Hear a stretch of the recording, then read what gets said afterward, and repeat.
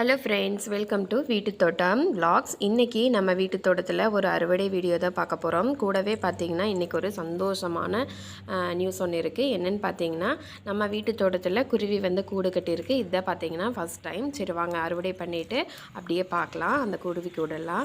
இன்றைக்கி பார்த்திங்கன்னா நம்ம தோட்டத்தில் வீட்டு செலவுக்காக கொஞ்சமாக நம்ம வெண்டைக்காய் விதை போட்டிருந்தோம். அதுவுமே பார்த்திங்கன்னா இப்போ செடியாகி காய்க்கிறக்க ஆரம்பிச்சிருச்சு. இப்போ பார்த்திங்கன்னா 5வது அறுவடை. பூக்கள் பார்த்திங்கன்னா நிறைய இருக்குது. ஒரு நாள் விட்டு ஒரு நாள் நம்ம வந்து தொடர்ந்து அறுவடை பண்ணிகிட்ருக்கோம். இன்றைக்கும் பார்த்திங்கன்னா கிட்டத்தட்ட ஒரு கிலோ அளவுக்கு நம்ம தோட்டத்தில் பார்த்திங்கன்னா வெண்டைக்காய் வந்து காய்ச்சிருக்கு. இன்றைக்கி எல்லாமே பார்த்திங்கன்னா அதையெல்லாம் அறுவடை பண்ணிக்கலாம். ஒவ்வொரு காய் பார்த்திங்கன்னா கொஞ்சமாக எல்லாம் பெருசாகிருச்சு. ஒவ்வொரு காய் பார்த்திங்கன்னா நேற்றுக்கே அறுவடை பண்ணுற மாதிரி இருந்தது. நான் பார்த்திங்கன்னா நேற்று பண்ணல, இன்றைக்கி தான் பண்ணியிருக்கேன். இன்றைக்கி பார்த்திங்கன்னா ஓரளவுக்கு இருக்கிற காய் எல்லாமே பார்த்திங்கன்னா எடுத்துடுறேன். ஒரு 2 நாள் விட்டு அதுக்கப்புறமா வந்து நம்ம அறுவடை பண்ணிக்கலாம் இல்லைங்களா. அதனால்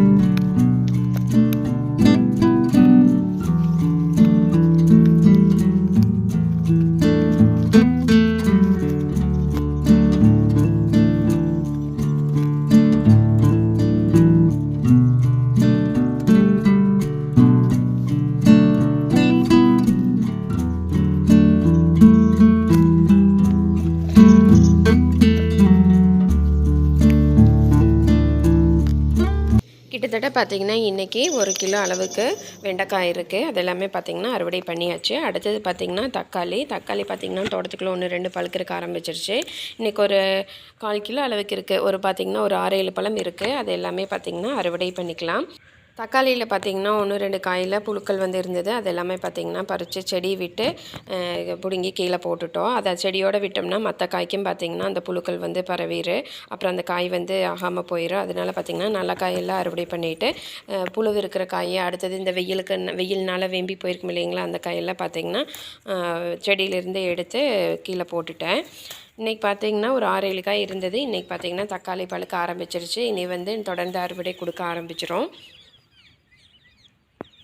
இந்த காயிலெலாம் பார்த்திங்கன்னா கொஞ்சமாக சிறுசாக ஓட்டையாக இருக்குது பாருங்கள். ஓரளவுக்கு லைட்டாக பழுத்திருந்தாவே நான் வந்து எடுத்துட்டேன்.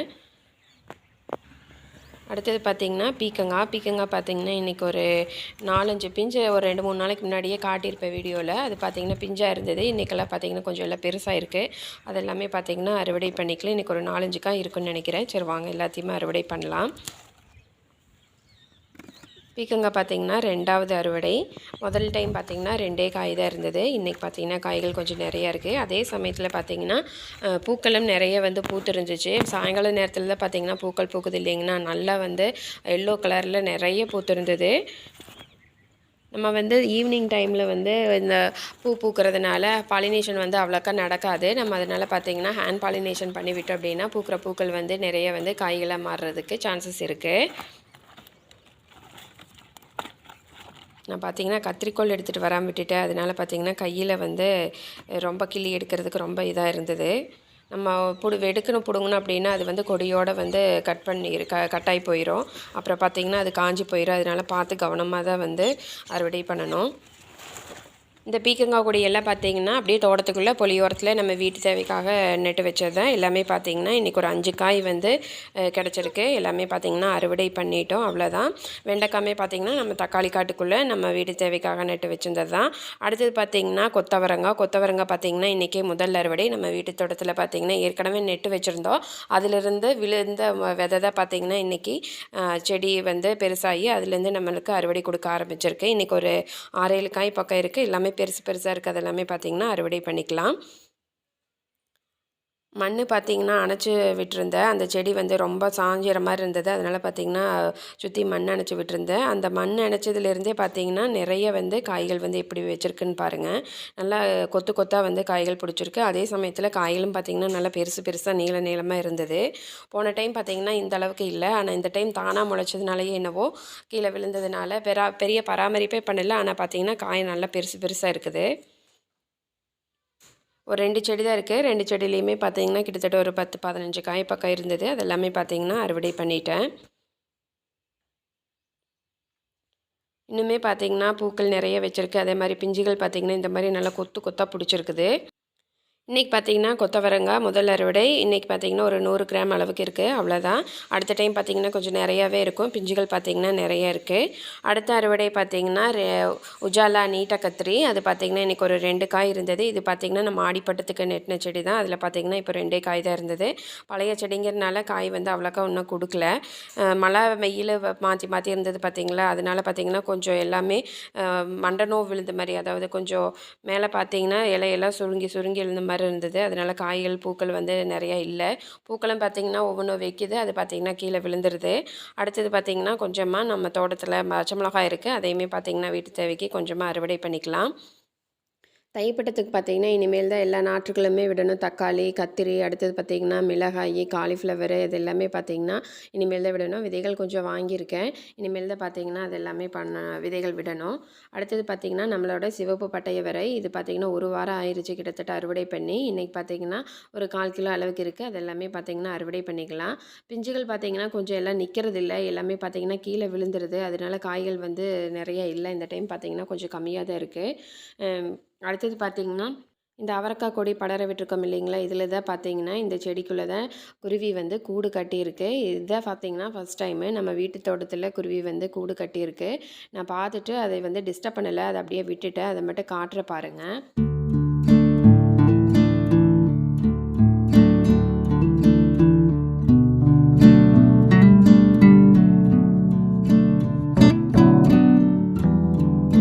பாருங்கள், இந்த இடத்துல தான் குருவி வந்து கூடு கட்டியிருக்கு பாருங்கள். உள்ளே இருக்கா என்னன்னு தெரியல. நான் அதனால் சும்மா பார்த்துட்டு அப்படியே விட்டுட்டேன். அடுத்தது பார்த்திங்கன்னா பப்பாளி இருக்குது, 2 பப்பாளி. அதுவுமே பார்த்திங்கன்னா அறுவடை பண்ணிக்கலாம். கொஞ்சம் எல்லாம் ஒரு லைட்டாக பழுத்த மாதிரி தான் இருக்குது. அதுவே பார்த்திங்கன்னா அறுவடை பண்ணிக்கலாம். நான் அறுவடை பண்ணிவிட்டு கடைசியாக காட்டுற பாருங்கள். வச்சு கீழே தள்ளி விட்டுட்டேன். இப்போ பார்த்திங்கன்னா எடுத்துக்கலாம். இன்றைக்கி பார்த்திங்கன்னா ஒரு 2 காய் தான் அறுவடை பண்ணணும்.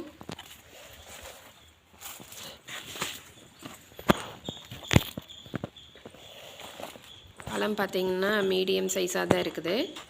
அடுத்தது பார்த்திங்கன்னா நம்மளோட மொந்த வாழையில் வந்து ஒரு பூ ஒன்று இருக்குது, வாழைப்பூ. அதுவுமே பார்த்திங்கன்னா அறுவடை பண்ணிக்கலாம். வாழைக்காய் பார்த்திங்கன்னா இன்னும் முத்தறக்க ஆரம்பிக்கல. இப்போ தான் பார்த்திங்கன்னா ஒரு 1/4 பாகம் தான் பார்த்திங்கன்னா முத்திருக்கு. இப்போவுமே பார்த்திங்கன்னா இந்த டைம்லேயே பார்த்திங்கன்னா நம்ம பொரியல் பண்ணி சாப்பிட்லாம், நல்லா டேஸ்ட்டாக இருக்கும். பஜ்ஜி வாழை பார்த்திங்கன்னா பொரியல் பண்ணாலும் நல்லா இருக்குது. ட்ரை பண்ணி பாருங்கள். இன்றைக்கி கடைசியாக என்னென்ன அறுவடை பண்ணோங்கிறத பார்த்துடலாம். ஃபஸ்ட்டு பார்த்திங்கன்னா 2 பப்பாளி அறுவடை பண்ணியிருக்கோம். அடுத்தது பார்த்திங்கன்னா கொஞ்சமாக தக்காளி, அடுத்தது ஒரு 5 பீக்கங்காய் பார்த்திங்கன்னா அறுவடை பண்ணியிருக்கோம். ஒரே ஒரு வாழைப்பூ பார்த்திங்கன்னா அறுவடை பண்ணியிருக்கோம். அடுத்தது பார்த்திங்கன்னா ஒரு 1 கிலோ அளவுக்கு பார்த்திங்கன்னா வெண்டைக்காய் அறுவடை பண்ணியிருக்கோம். சிவப்பு பட்டையவரை அறுவடை பண்ணியிருக்கோம். அடுத்தது பார்த்திங்கன்னா கொஞ்சமாக பச்சை மிளகாய், ஒரு 2 உஜாலா நீட்ட கத்திரி, அடுத்தது பார்த்திங்கன்னா கொஞ்சமாக கொத்தவரங்காய் அறுவடை பண்ணியிருக்கோம். இன்றைக்கான அறுவடை பார்த்திங்கன்னா அவ்வளோதான். இந்த வீடியோ பிடிச்சிருந்ததுன்னா மறக்காமல் வீட்டு தோட்டம் விலாக்ஸ் சேனலை சப்ஸ்கிரைப் பண்ணி சப்போர்ட் பண்ணுங்கள். இன்னொரு அடுத்த வீடியோவில் சந்திக்கலாம். அது வரைக்கும் நன்றி. Happy gardening.